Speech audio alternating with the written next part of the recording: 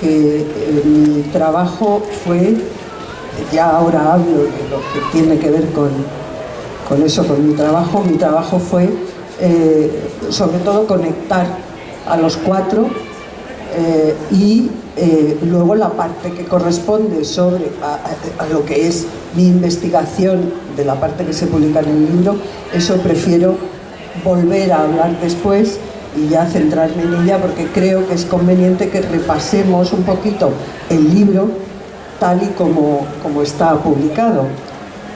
Antes de que se me olvide, porque esto es fundamental, el libro yo creo que es bonito, pero es que es una edición muy cuidada. Tiene todo tipo de detalles que están, vamos, cuidadísimos, y eso debemos agradecérselo a una persona que creo que está por aquí y que yo querría que se lo agradeciéramos todos, que es Fran Sánchez Mazo, que es el que se ha encargado de la publicación, de la parte material, digamos, de la publicación, y que yo lo considero casi el quinto autor, ¿no? O el quinto o el sexto, porque hay otro detalle del que también debo hablar, que es que tenemos un prologuista que está con nosotros hoy. Estoy convencida de que está hoy con nosotros, aunque no esté. Se trata de Paco Rosado. Paco Rosado hizo un prólogo que en realidad es pura literatura, es imaginación delante de la investigación. O sea, la parte nuestra es la investigación, pero Paco Rosado puso imaginación al libro. Él escribió una entrevista imaginaria, claro, con Paco Alba. Entonces Paco Rosado iba al cielo, ¿qué os parece?, a entrevistar a Paco Alba. Y yo es así como lo imagino hoy. Lo imagino charlando con Paco Alba y hoy estoy segura de que están pendientes de este acto, los dos. Bien, una vez dicho esto, vamos a ese repaso. Y entonces la primera parte del libro tiene como autor a Santiago, que es Moreno Tello, que es historiador y que, bueno, creo que ha hecho una gran biografía de Paco Alba. Quiero que sea él quien explique de manera más detallada su trabajo, en qué ha consistido, en qué se ha fijado y todo lo demás. Bueno, pues buenas tardes a todos y a todas. Gracias por estar en esta tarde de Levante Aquí.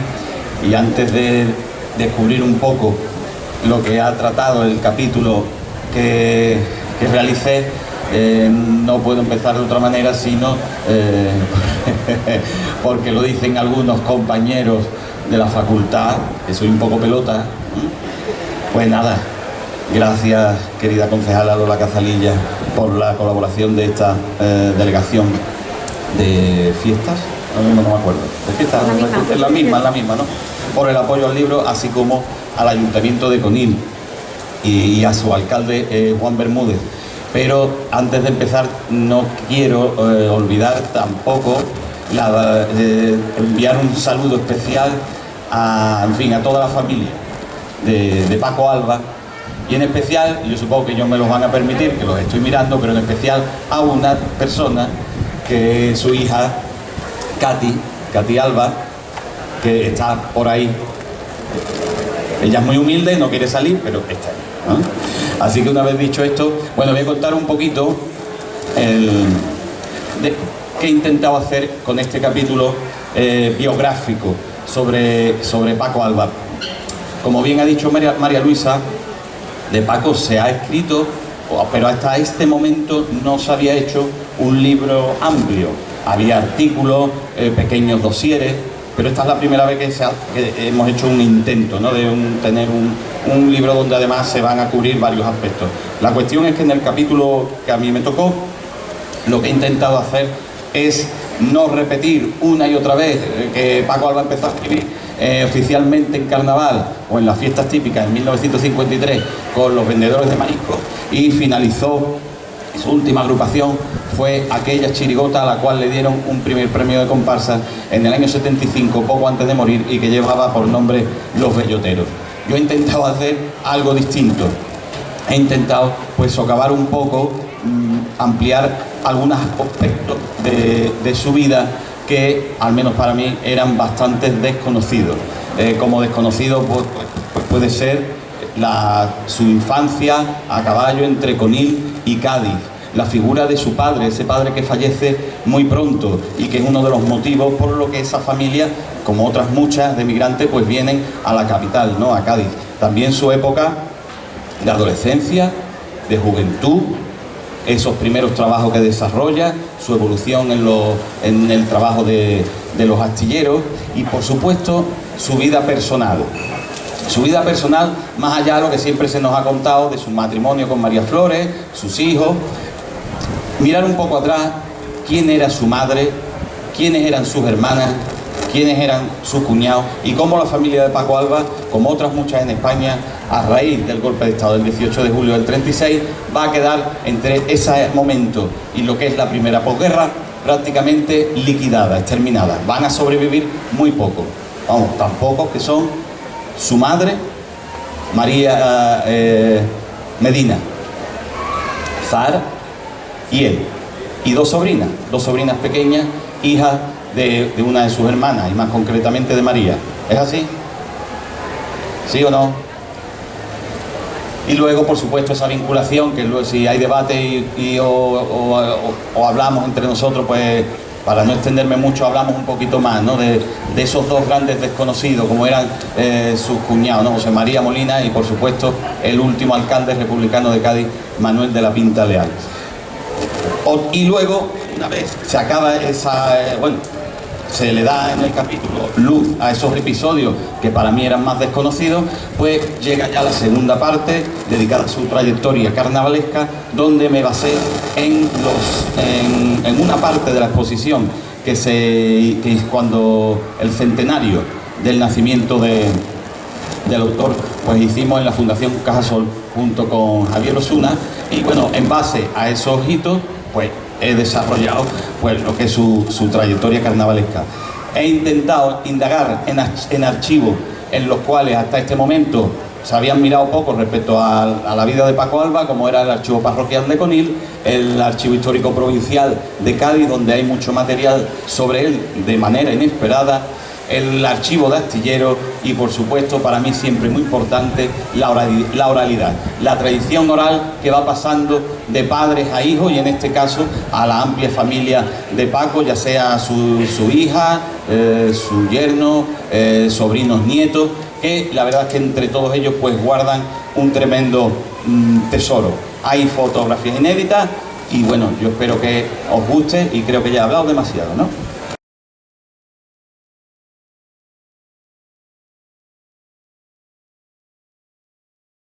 Había visto muchos libros sobre Paco Alba. La verdad es que todos eran abundantes en colores, pero con menos rigor que este que ustedes van a poder contemplar o leer o disfrutar a partir de ahora.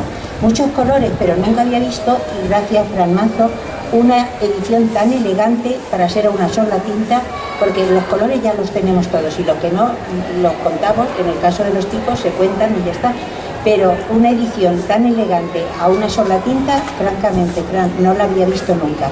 Y además que responde muy bien, es el único de los libros en el que he participado, en los que no he tenido nada que ver con el diseño, y estoy encantadísima, porque con los que sí que lo he estado. Bueno, le voy a contar algunas de las cosas de mis aportaciones. Por ejemplo, yo lo subtitulo Paco, aprendiz antes que brujo, Ignacio Urruito. Y lo subtitulo Nuevas aportaciones a sus inicios en la fiesta, de 1926 a 1952, sus tipos y su legado. Naturalmente es demasiado largo para que se lo cuente todo, pero por lo menos el índice sí. Paco Alba, aprendiz de brujo, y sus primeras apariciones.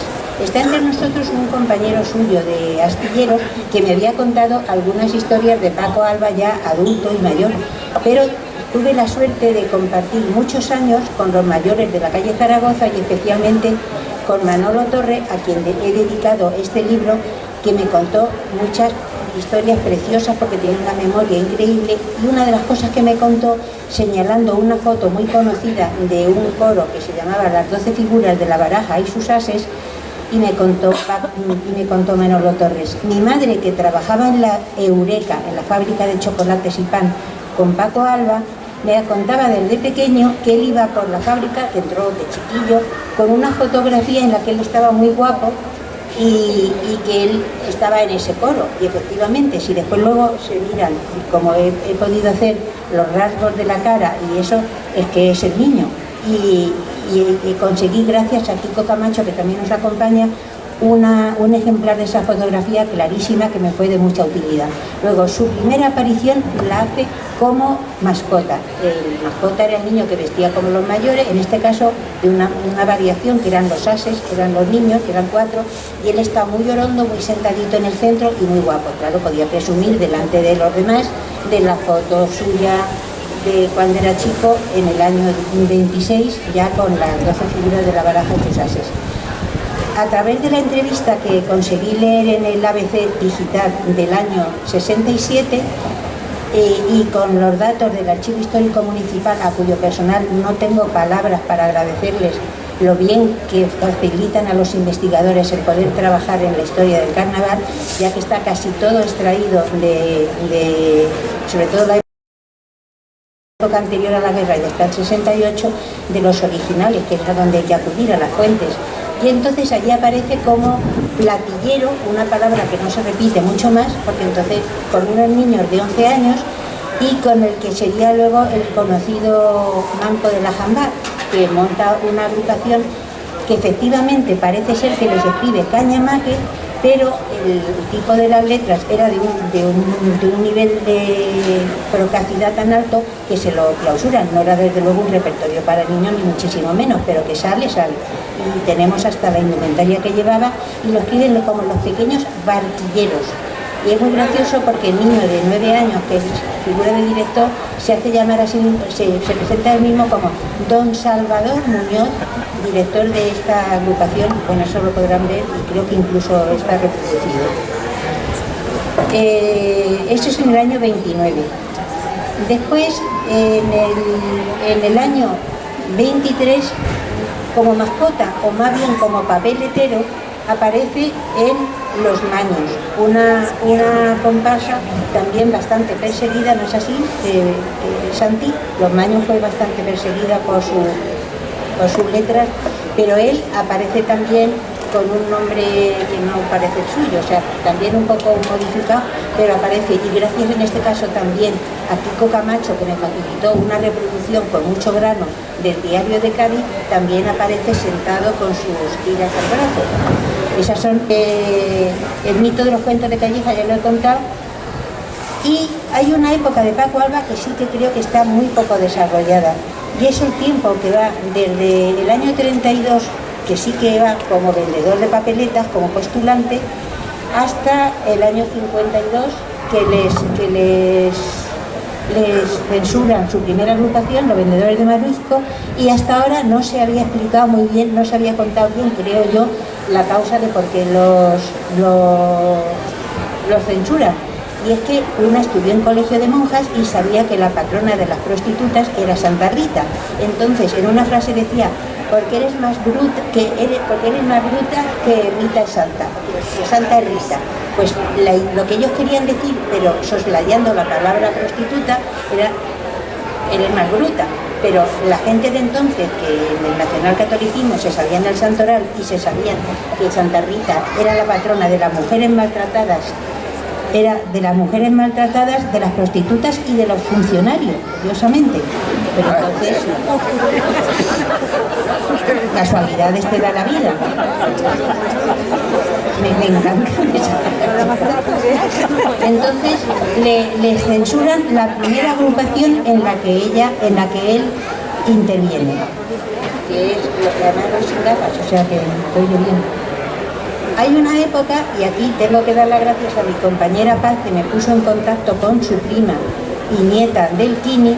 Hay una época en la que siempre fueron, parece ser que siempre tuvieron relación, pero tuvieron una relación muy estrecha al terminar la guerra, en una agrupación que se llamaban Los Fernández, muchos de cuyos integrantes debían de provenir de los Pamplis, porque llevan elementos del tipo muy característicos que sacan después de la guerra, de los pocos tipos que se ven antes y después de la guerra, ese y los esquimales groenlandeses, los demás desaparecen. Le pregunté, y esto no viene en el libro, a uno de mis informantes mayores, Antonio Bruzón Carrión, que fue una excelente fuente de información, que por qué no quedaban tipos de antes de carnaval, que si no quedaba nada. Dice, yo lo más antiguo que tengo es de los cristobalitos y el nylon se ha desintegrado por el tiempo. Dice, pero es que en la guerra el que tenía algo lo quemaba, porque si tenías en tu casa un tipo de los Danton o de los piratas de Singapur, pues te podían pillar y vamos, era tu pena de muerte. Dice, entonces se deshizo todo lo que había y se quemó, mucho se quemó. Bueno, pues de lo poco que hay es algunos de los, ya lo he dicho, de los Pamplis que salen en Los Fernández. Y ahí está el Kini. El Kini, que hago en el libro, no ahora, un desvío para hablarles más de la historia de Kini, gracias sobre todo a Paz, que me puso en contacto con su familia, y que también había un mito, decía que cantaban habaneras y la verdad es que lo que cantaban eran rancheras o alindesas, así lo buscan ustedes. De los domadores al año siguiente lo encontramos en Los Vendedores de Mariscos. Todos los detalles los va a ofrecer, lo vais a encontrar más amplios en la parte de Santi, pero ya os he contado la anécdota de Santa Rita, ya no vuelvo a repetirme.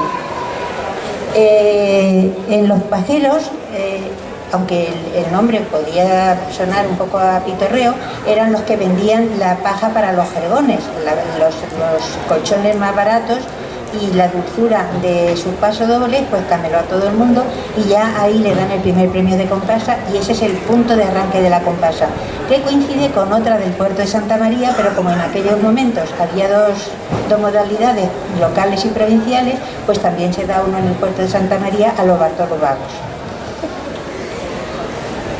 En ese año 60-61 es cuando Pemán, que había escrito La Viudita Naviera, le encarga la música, aunque luego la de la obra de teatro sí fue suya, pero la de cine se le encargó por razones de producción a otro autor. En este libro he podido documentar con la prensa de la época, no solo con Diario de Cádiz, que aparece mucho porque salían unos periódicos de aquellos tamaños sábana, y cada vez que se hablaba de La Viudita Naviera se hacía relación a la colaboración de Diario de Cádiz, porque en el atrezo figuraban los periódicos gigantes del Diario de Cádiz. También en el ABC se hace mucho eco del éxito que tuvo La Viudita Naviera en Madrid, y lo van a encontrar aquí, y con fotos incluso del rodaje también facilitadas por Manolo Torres. Él vive en la época de oro de la comparsa, pero por razones que todo el mundo sabe y por desavenencias o por un disgusto que se llevó, pues hizo un parón. Y aquí también se habla de un episodio que sí que es conocido y que yo de hecho rescato de lo que ya se ha publicado, que son la noche en que Paco lloró en el año 73, volvió después a la comparsa y ya nace el mito. Y por la senda de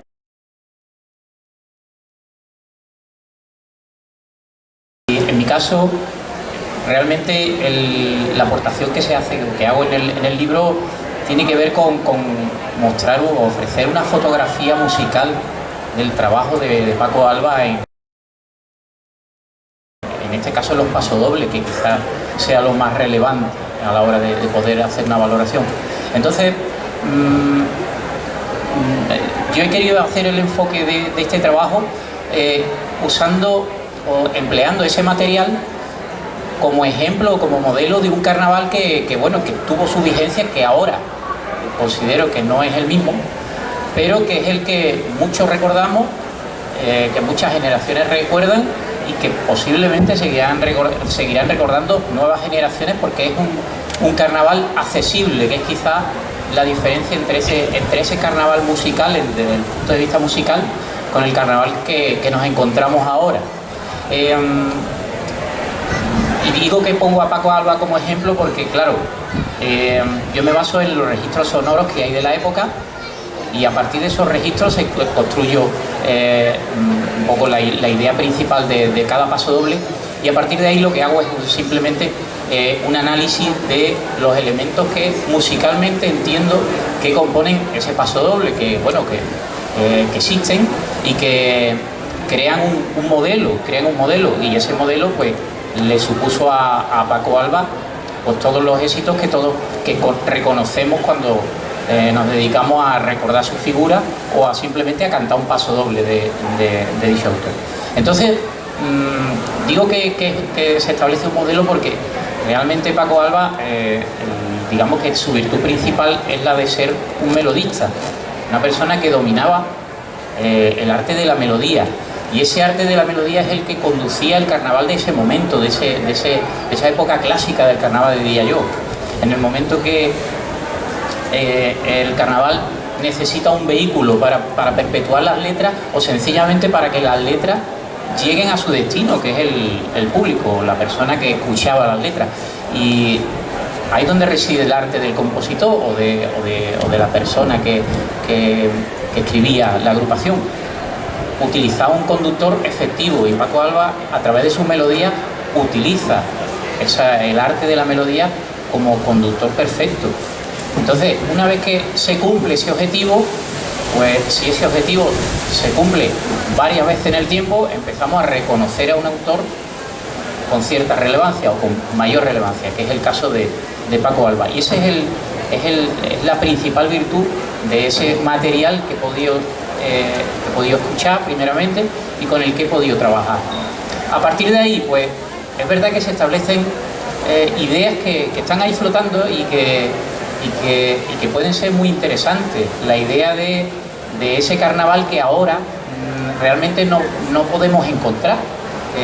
Hay una evolución, y esa evolución nos conduce a otro tipo de composiciones y a otro tipo de vehículos del texto, pero es delicioso encontrar en el arte de la melodía, en algo que consideramos tan sencillo y que no lo es, que ni mucho menos lo es delicioso encontrar tantos recursos como Paco Alba utilizó en sus composiciones, en sus pasodobles.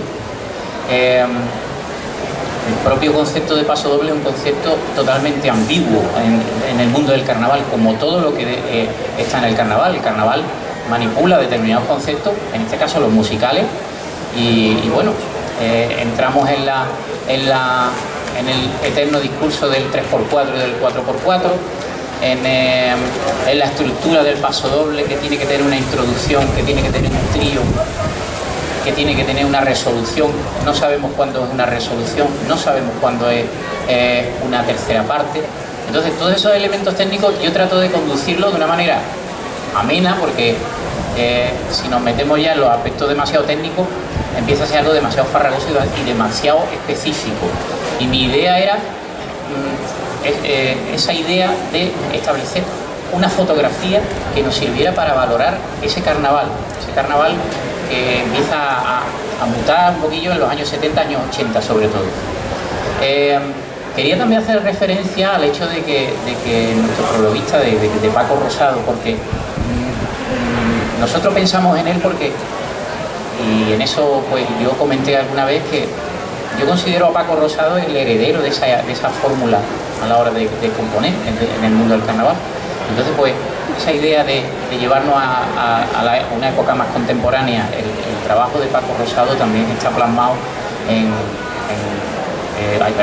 de Paco Alba también está plasmado en esa referencia a Paco Rosado. Y eso es, a grosso modo, un poco ese trabajo que aparece aparte de las partituras, que bueno, que quizás sea lo menos llamativo, pero bueno, están ahí, están las partituras. Yo recuerdo hace muchos años alguna transcripción de obra de Paco Alba, pero en este caso, pues bueno, es gratificante encontrar ese trabajo de pensar y de repensar cuál era la idea de Paco Alba cuando componía un pasodoble, que bueno, se puede ir viendo a lo largo del tiempo. Incluso ciertos elementos más o menos atrevidos, incluso en su última etapa hay cambios de compases que se hacen desde la intuición, más que desde la idea de usar técnicas distintas, porque no olvidemos que la técnica de la música en el carnaval es una técnica muy extraña. Normalmente en la música tenemos un texto al que le ponemos música, y en el carnaval pasa justamente lo contrario, tenemos una música al que le tenemos que poner infinidad de textos. Entonces son elementos muy particulares, son elementos que pues, afortunadamente hacen que el carnaval tenga la relevancia que tiene, porque no es fácil con una misma melodía encontrar un desarrollo textual que despierte el interés, que esté bien seccionado, y precisamente de ahí surgen pues las figuras que todos reconocemos y que le dan prestigio al carnaval, empezando por el propio Paco Alba.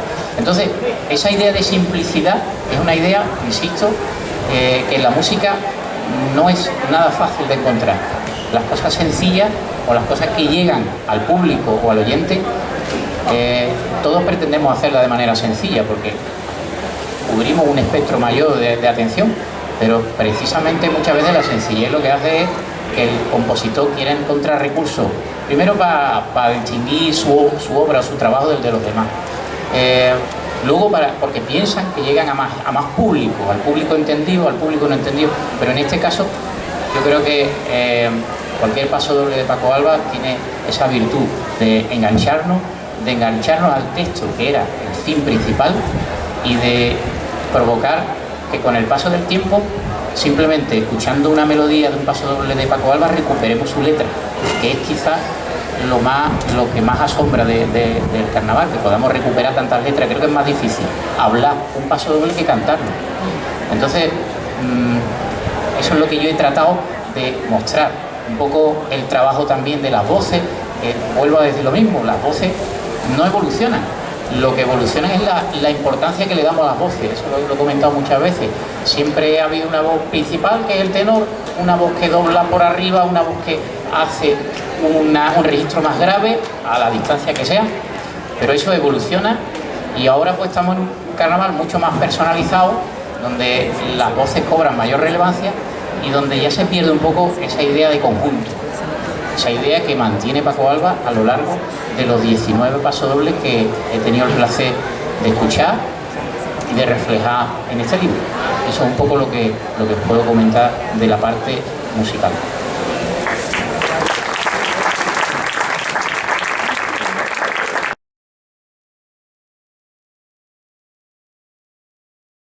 Cuarta parte es la mía, las letras.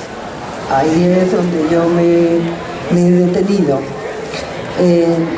Por supuesto, conocía la recopilación que hizo José López Prat de las letras de Paco Alba, y de hecho, cuando estaba en el transcurso del trabajo, el Aula de Cultura del Carnaval de Cádiz publicó una nueva edición de esa recopilación. De todas formas, hay coplas que yo aprovecho para lo que ahora después contaré, que es lo que hago, que no están en esa recopilación, porque, claro, me he intentado buscar allá donde hubiera coplas de Paco Alba. De hecho, he logrado reunir 406. Ya sé que es una cifra muy corta en relación con las que él decía que había creado. Cuando a él le preguntaban en las entrevistas, bueno, ¿y cuántas coplas calculas que...? Él decía, más de 1000. Yo he reunido 406. De esas 406 me he detenido en la observación de unas, bueno, no de unas, de 362, voy a ser así de exacta. Y prácticamente, no todas, pero casi todas las cito en mi parte. Es decir, lo que hago en realidad en mi exposición es pues un entramado de el discurso, su forma de pensar, de ver la vida, por lo menos de lo que él decía. Claro, no podemos saber lo que él pensaba verdaderamente, pero ese discurso a través de sus coplas entrelazadas. Y entonces vemos, por ejemplo, pues cuando, digamos que hablaba bien de algo o alguien y cuando hablaba mal. Hablaba bien, pues lógicamente en los piropos, los homenajes y demás, y entonces vemos a quién se los hacía, por qué, en fin, toda esa visión de los contenidos de sus letras. Quiero aclarar que no solo me fijo en los pasodobles, pero claro, los pasodobles es lo más relevante desde el punto de vista también de su creación. Pero por supuesto llegó también a los popurrís, es decir, y a los estribillos. Es decir, que no intento no olvidar nada, pero claro, lo principal en los pasodobles. Y después pues saco una serie de conclusiones a partir de lo que se va explicando, una serie de conclusiones que yo creo que nos pueden dar una idea sobre algunas de las discusiones que a veces yo he escuchado sobre si Paco Alba pensaba de esta manera o de la otra, si le gustaba más esto o aquello. Yo solo puedo decir lo que está en sus letras, pero en sus letras hay tantas cosas, hay tantas noticias, tanta información sobre lo que estaba ocurriendo en aquel momento, sobre, bueno, como ocurre en general en el carnaval, pero ya refiriéndome en concreto, es que podemos conocer en gran parte al autor a través de sus letras. Por eso para mí ha sido un auténtico placer indagar en este aspecto de su creación y que creo que lo que he hecho ha sido sobre todo iniciar esa investigación, porque creo que doy algunos hilos de los que después otros investigadores posteriores pueden tirar con aspectos muy interesantes, no solo de la creación de Paco Alba, sino en general del carnaval de Cádiz, del carnaval como arte, del carnaval como género artístico, fundamentalmente, que es así como yo lo he considerado siempre. ¿De acuerdo? Entonces, no quiero...